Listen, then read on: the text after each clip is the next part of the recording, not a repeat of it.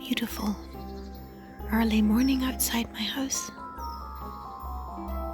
And I look over there, there's still some like ribbons of some pink. It's just gorgeous. Mind you, red sky in the morning is the shepherd's warning. Hello friends, welcome to my new vlog. I hope you've all had a lovely week. If you're new here, thank you for clicking on this video. My name is Kate Sanderson. I'm an actor. I often appear in horror movies, and I moved to this house in Essex about a year ago. So my vlogs come out every Monday, and I talk about my life as an actor, how I'm doing up this house, which is quite a job, crafts, and just things that have occurred to me. To tell you the truth, I was a bit stuck this week about what I was going to do. I'm kind of Eastered out. I suddenly thought, well, we're just over halfway to Halloween, and why not do a slightly spooky week? People, I think more in America, do something called Summerween, which I'm not going to have Halloween all year, but I just thought, well, why not? Ever since I moved to Essex, I've been told by many people that I should go and see the Witch's House or the Witch's Cage in Saint Osyth. So on Saturday, I'm planning to go there and hopefully see the Saint Osyth Museum as well. But here in my house, I'm going to do a few other kind of spooky related things and just tell you how I've been getting along. I do like Halloween, but as I've said before, I could not live in October all year. It's a lovely time of year.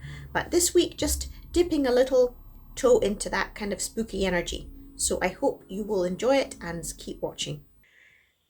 So this is my smallest room, and it's really not spooky, but I do like this room very much. My mum made those curtains years ago.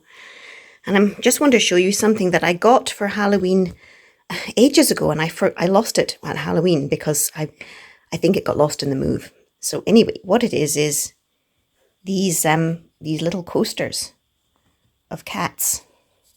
And there's one here with a crystal ball. And then there's one here just, with some absinthe. I think absinthe, if it's not alcohol, it's definitely bad for you. I've always liked this image of the cat looking into the candle. Is that a little speck on there? Oh no, it's a little bit of damage on it. And when I saw these coasters, it must have been a couple of years ago now. I think I bought them, and with the house move, I just didn't use them at Halloween. And now I look at them properly. There's a beautiful Siamese cat with a wand. I kind of don't know if I want to put a drink on them. But that is their purpose, and I do like to use things.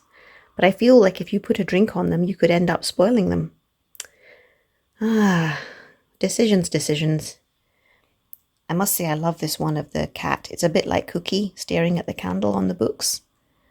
I think this is quite a famous image, and it used to be available different places, like as a little canvas or something, but I've not seen it lately. But they're all amazing. There is nothing in the world like a cat. Cats are just magical. And, there's a cat looking at its owner in the crystal ball.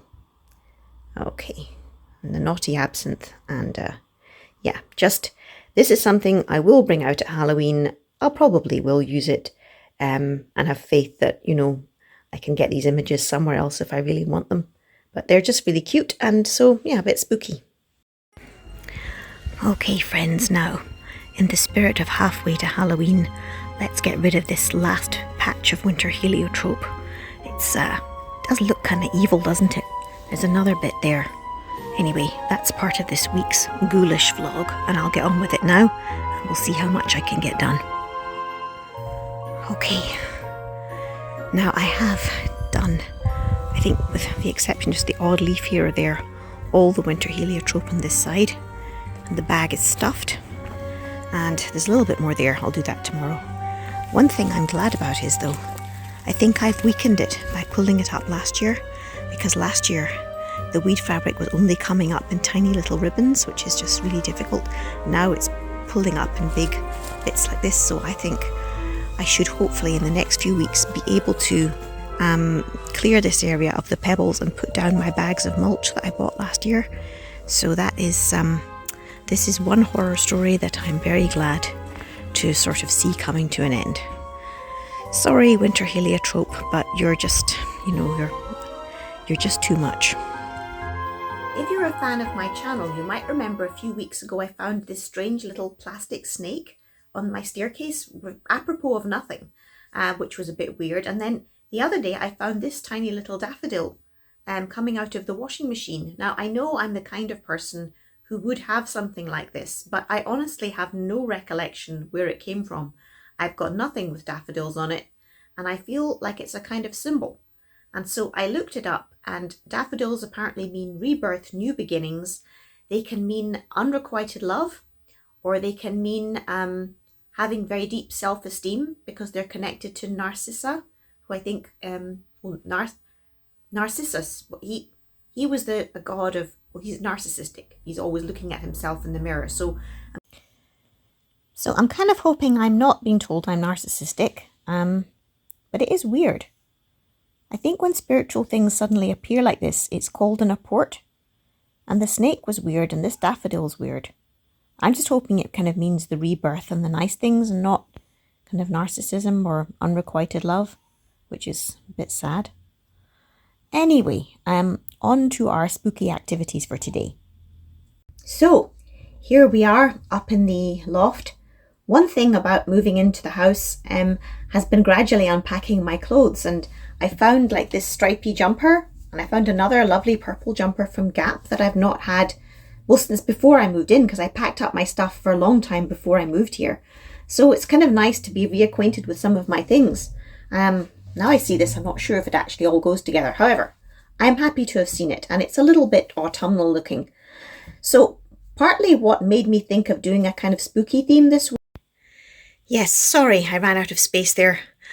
I need to get out my old camera again.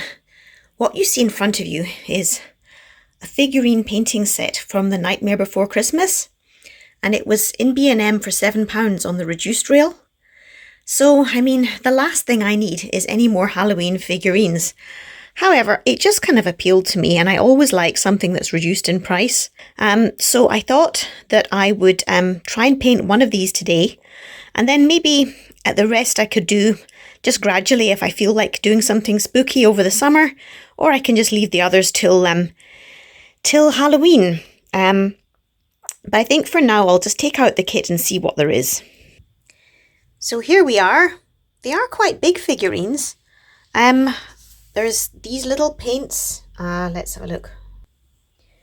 There's these little paints, but look at the brush. It looks absolute rubbish. You would never be able to paint anything with precision with this brush.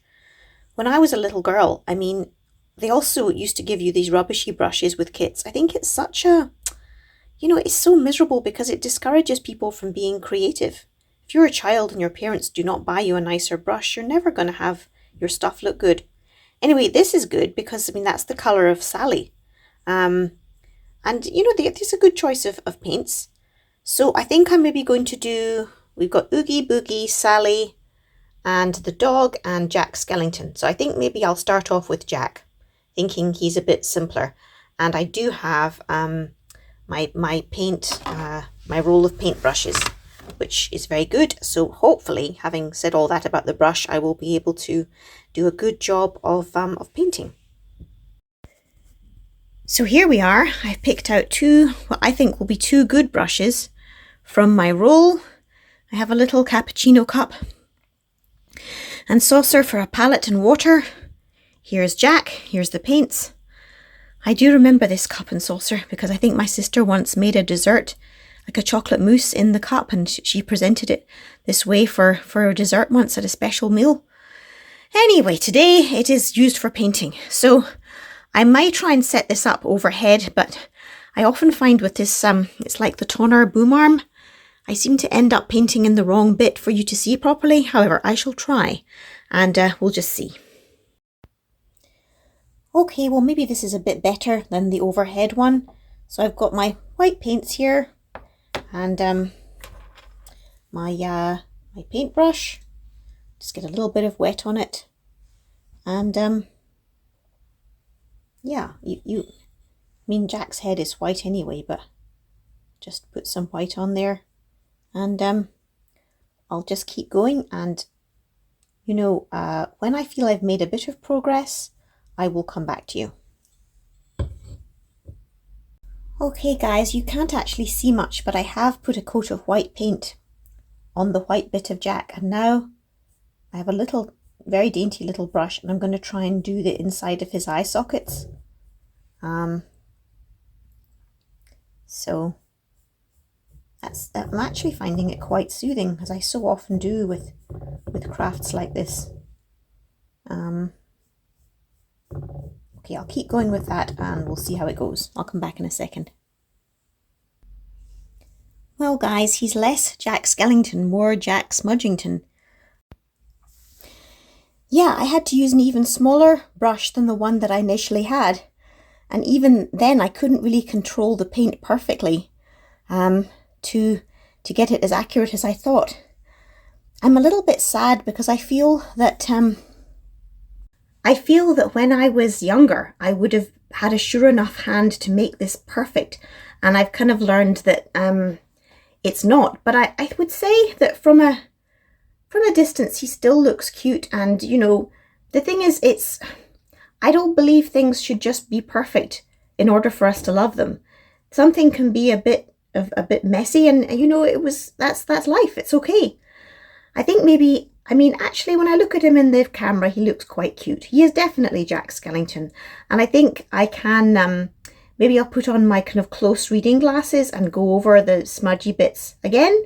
I've got plenty of time. I mean, Halloween's not for a while.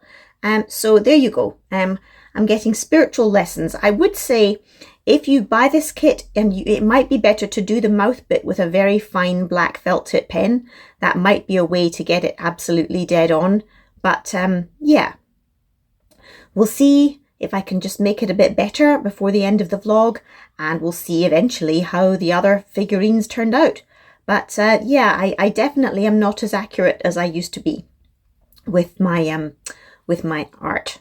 Where am I supposed to look? Oh, I'm sorry. Okay, right, I think I'll just, time to move on to something else. Okay, friends, we may have, oh, it looks a bit misty. We may have some deja vu here. Last summer I tried to plant some pumpkins in time for Halloween. I was far too late, but my seedlings did come up. But apparently the time to plant pumpkin seeds is now. And I have these really cute little Halloween themed seedling things, containers. And so I'm going to put some earth in them and plant them up.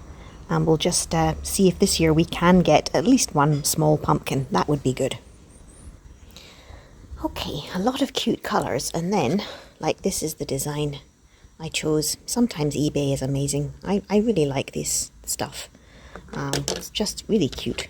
So I'll just get some earth now and put in my seeds. So I only have 5 seeds left. So I think I will buy more. Apparently you should, oh, it's not very good. You should try and put the pumpkin seeds kind of on their side so that they're less likely to rot. Okay, this one in there. Okay, oops. And then we'll do the lime one, and we'll do the yellow one. So we've got 3 left that need seeds, so I will try and buy some more seeds, and maybe a slightly different type of pumpkin for the other ones. So I'll cover those up with the soil, and that's another little spooky job done. So here they are, my little pumpkin patch in waiting. Give them each some water and hopefully some sun, and hoping that I will at least get one little pumpkin this year. But I'm going to keep persevering. We'll see what happens. But I did get some seedlings last time, and one of them had a lovely big yellow flower. So maybe this year I'm going to have pumpkin success.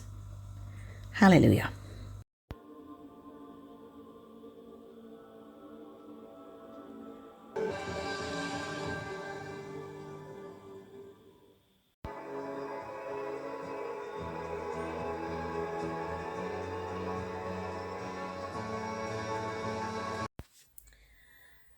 Hi friends, happy Saturday.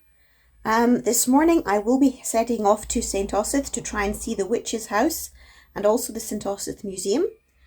So I'm very excited about that. Here's my mum in the background. She used to run an employment agency in Glasgow and in Edinburgh. Hello, Mum. You're beautiful. So yes, I'm going there. I am currently watching the Mayfair Witches, as you could see last night, and I'm really enjoying it. Anne Rice is the master. One day I would like to go to New Orleans. Don't know when that will ever be, or New Orleans, how you're supposed to say it, but it was a fantastic, it's a fantastic series and I'm enjoying it. So on to Saint Osyth and the Witch's House. On the slightly weird kind of topic, well, slightly spooky thing, this is from Wednesday and I saw it yesterday and I didn't tear off the sheets. I'm a bit late with it. But on Wednesday, I had to go to a special appointment and I really did put on a nice outfit. Sorry, I didn't take a picture of it, but I think I talked about it. I found some clothes I'd not had for ages and I put them on, and then I looked at what the affirmation was for that day, for Wednesday. I put my best foot forward today. I look and feel great. I am ready for life and I know that the universe loves me. I mean, I really did feel good that day. And I actually said to myself, I'm putting my best foot forward. So there we go. It's a little bit spooky. There you go. So I'm in Saint Osyth's parish. And it just looks very pretty. So I'll now try and find this witch's house and go on a wander. These big balls of blossom are so beautiful. There must be something supernatural about them. But yeah, they're just stunning. Some Halloween pumpkins in this house and a lovely octopus.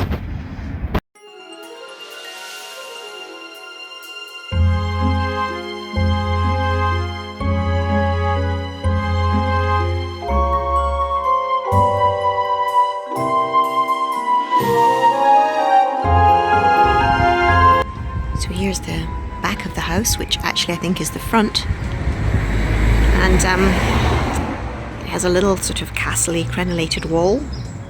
It's kind of cute. Well, it's a very beautiful day, and it's that castle-y wall is very cute. Apparently people live here, so I don't want to like disturb them or anything, but I guess they did buy the house knowing that it was a house of interest. You know, with all this traffic, it's really difficult to talk, so I might just talk when I get home. But, I mean, this is the witch's cage, the witch's house. There's a little gargoyle there. And the windows are old and kind of needing repair, I think. It's a very short little door. I don't know whether that means that people were very small in the old days, or maybe this was just an entrance for coal or something, I don't know. The Cage medieval prison, Saint Osyth resident Ursula Kemp was imprisoned here before being hanged as a witch in 1582. It was last used in 1908. But presumably it was not used for witches in 1908. It was maybe just a local like lock-up prison. I hope not. They also have a QR code, so I guess maybe they're going to open up or do something with the house. So that's interesting. So here's the witch's cage, and here, just in front of me, is the sign to the museum where I'll go now.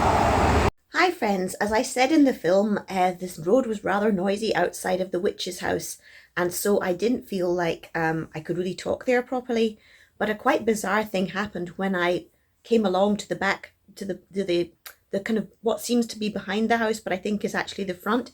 I came across this old lady with a poodle, and she had lived in Saint Osyth for many years, and she told me a little bit about the house. She said that she'd never been inside herself, but that she had known an old lady who had lived there for many, many years, very peacefully, and had never known any supernatural activity in the house. You may know, or you may not know, that a number of years ago, someone bought the witch's house and they had apparently really very intrusive supernatural things, hauntings happening, and they were too scared to live there and stuff. But apparently this particular old lady never had a problem, and she'd been there for years. And also she told me, this old lady, that the cellar of the house apparently has been filled in by the new owners. And it's the cellar, what was, I suppose, a kind of dungeon area where the witches and other prisoners were held. And apparently it was really horrible, damp place to hold anyone. I mean, really dreadful.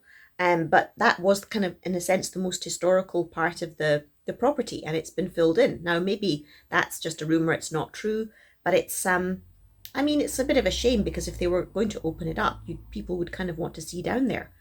However, I then made my way along to the museum, which, as I said, was lovely. I was really glad to get in, and I was the only person there. I was very early, and they had a video that they show you about Saint Osyth, which was super. And then, as you'll see, there were exhibitions on the witch history of Saint Osyth, and Matthew Hopkins, the Witchfinder General, whom I did another video about last September, I think, the Witchfinder Trail. He was active in Saint Osyth, and apparently, on the whole, he was responsible for 300 executions of people in Essex who were accused falsely of witchcraft. Now, another sort of thing about Saint Osyth is, I think in the 1940s or 50s, they discovered some skeletons in the garden of one of the cottages there.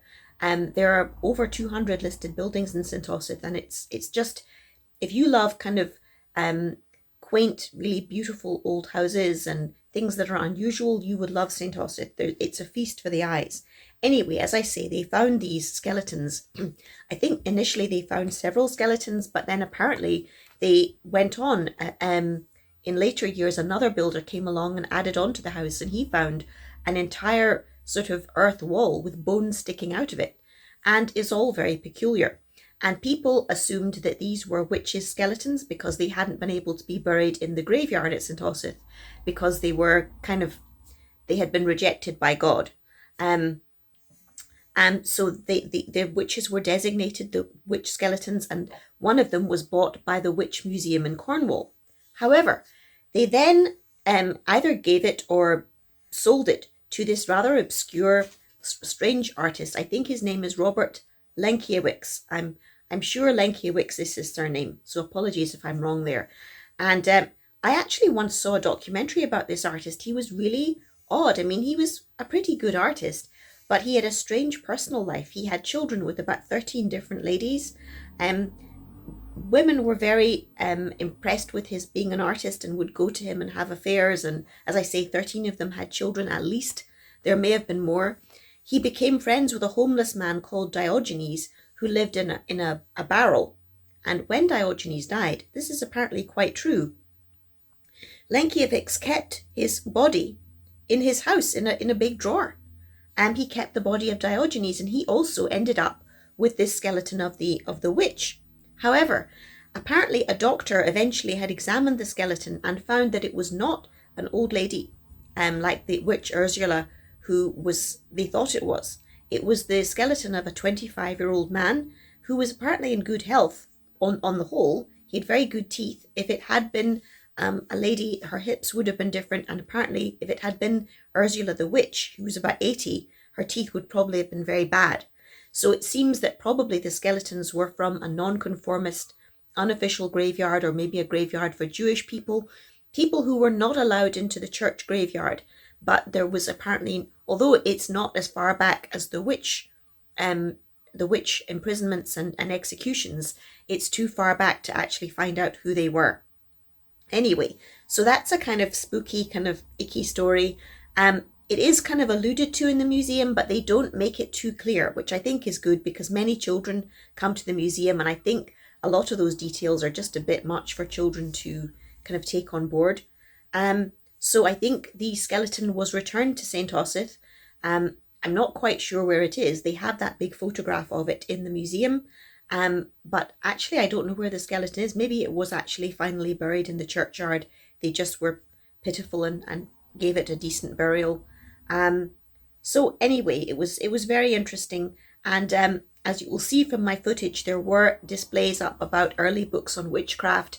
And it's interesting as a phenomenon that the people in St. Osyth were just so immediately sure these were the witches' skeletons that no one kind of thought to question it. Anyway, I will now get on with the video. So I've turned in, friends, and it looks like this is the museum here. It just looks idyllically beautiful. and I'll head inside. Okay, the museum is not actually that White House, it's this green building here. They have it at the weekends, and then the Priory apparently have it during the week.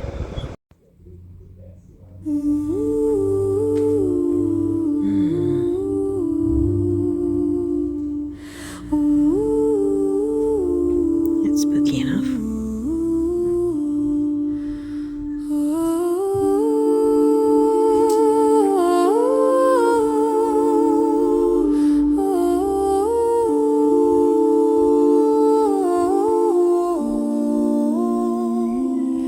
In the crumbling tower of a forgotten keep, where ivy wrote prayers across broken stone. There's some amazing bits of old pottery and glass. It's an amazing looking bottle. There's some tiny Roman coins and bits of Roman pottery. Okay. The carved Ken stone. Here are some books written by people from Saint Osyth. The Star of the Wind looks very amazing. Let's see. Vanilla Jane Miller, The Mésalliance. Okay. Here's some little lead soldiers and toys and sort of bullets and things picked up on the beach at Saint Osyth. Okay, amazing.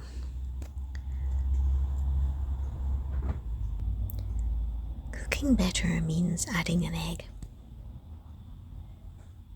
A healthy family. Okay, Sunny Jim is a fabric ragdoll from the 1930s and 1940s.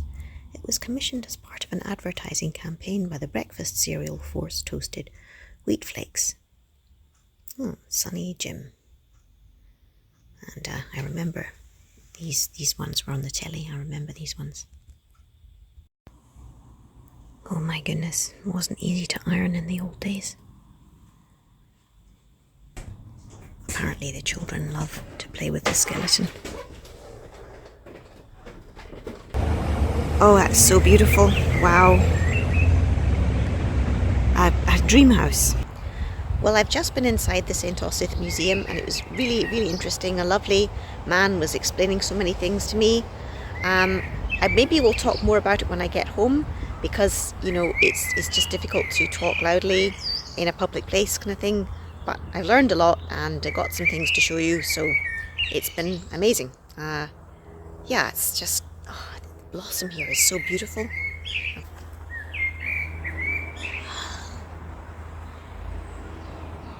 It's lovely. Apparently there are over 200 listed buildings in Saint Osyth. So here's the Saint Osyth Church, and this is Church Square. Again, just really quaint little houses. This building looks more modern, but like it's been made to look old. Though maybe it's very old and I'm wrong. More beautiful blossom. I'm lucky because I've got into the church. I think they were open for coffee, and although I've missed that, they've let me have a little look around. And this is just beautiful. Oh, wow.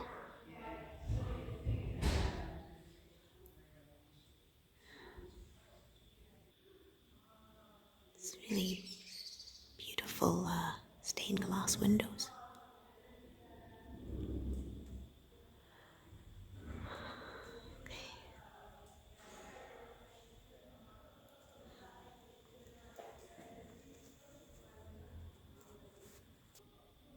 And here's a banner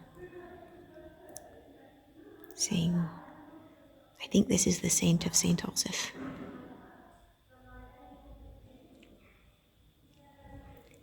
All in all, it's a really beautiful space. Look at that amazing organ over there.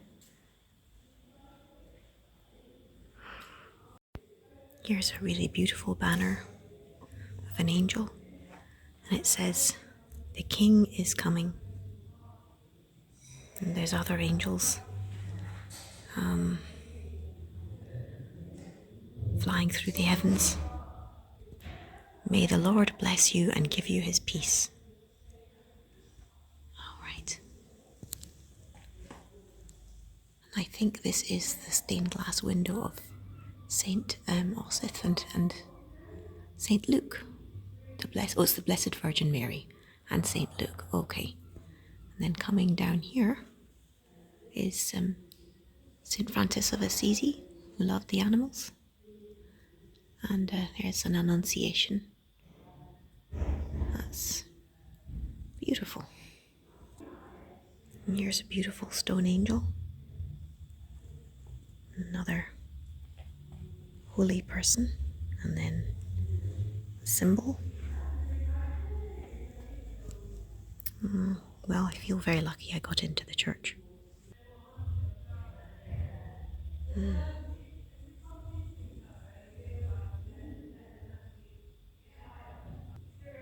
There's some battle colours.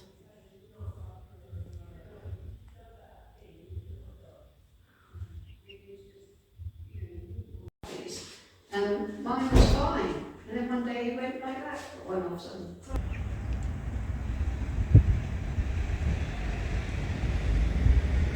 A perfect day. There's a really pretty little stream here. Oh, you know, I do get a bit tired of cars going past. No, it's lovely. Let's try and find the seashore here too. Here's just a ploughed field outside Saint Osyth. I think I'm now heading down to the seashore, but I don't know. I think I am. It's just a beautiful day. Well, it looks as if I have a bit of the side of the road I can walk on now. It's beach road. This has been pretty scary, I have to say. It's like been one of those little windy roads where there is nowhere for pedestrians. So it's looking now I can walk in some safety, and hopefully the sea is nearby. The Sailor Boy Outside Karaoke Weekends on the green next to the beach. Oh, the Sailor Boy Cafe. The Granty's Bakery. Oh, it looks like I'm going to get some food soon. Well, I'm very grateful. So on to the Sailor Boy. Despite the fact that I don't recommend this walk because it's really pretty dangerous on this narrow road, it is beautiful. So yeah, I'll just say that, but I don't think I'll come down this road again as a pedestrian. So here is a holiday home park sign. There's lots of chalets over here. Can't see them that well, but see, for £11,000 a year you can rent a chalet. Okay. I've sometimes stayed in chalets when I've been doing filming, and they are nice. But yeah. I'm for sale, £3,995. Okay. Right. Hutley's shopping parade. So there's a little shop there and some sweetie shops and even a tattooist, my goodness. And this must be the centre of the caravan park. You can't see it all that well, but there's a very, very neat and tidy miniature golf here. It's interesting how there's no like dead leaves or, you know, anything kind of marring the picture. It's really immaculate. I am so hungry. I'm in the Sailor Boy Cafe, previously advertised. Most people are sitting outside, but I've kind of been outside now for ages, so I'm happy to be inside despite the beautiful weather. So finally at the sea, and there's a little bit of beach over there, but not much, to be honest. If I turn around, that's the Sailor Boy Cafe. So I'll just have a little further walk and then make my way to the bus or however I'm going to get home. Here's a bit of pebbly beach. So there's a place there called the Donut Shop. I, with great self-restraint, walked past. It's just a beautiful day. I mean, you can imagine what lovely holidays people here have with their chalets. It's, I mean, gorgeous. It's a lovely pussycat. I think he's about to pounce. Hello, pussycat! Hello! You're beautiful! Hello there! Oh. Okay. So on this bit, there's a pebbly bit of sand. There's sand, and then there's like a marsh here with water as well. So it's a really interesting landscape.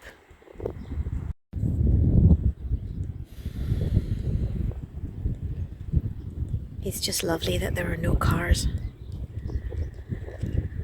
Well, it's not exactly spooky, but it's very beautiful. I think this is a Martello Tower.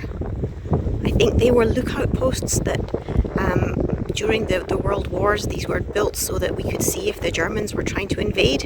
And it was a lookout post, and then they put barbed wire on the beach and everything, apparently.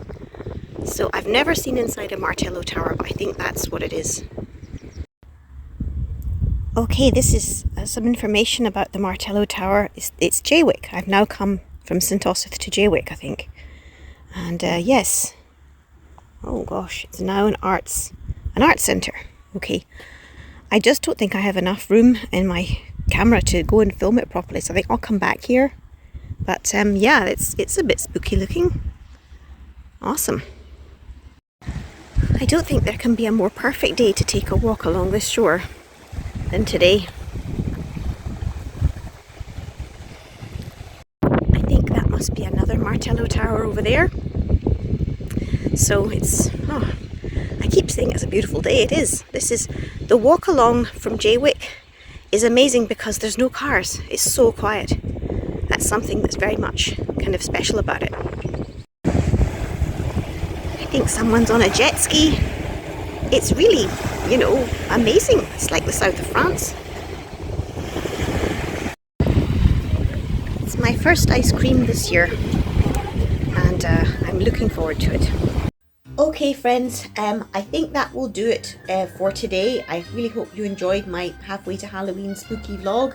I loved Saint Osyth. I will go back. I really like Jaywick as well. I will go back there one day. There's a lot to see, and I'm happy to do it, and I hope you will come along with me, and I hope you have a lovely week, and I will see you on my next vlog.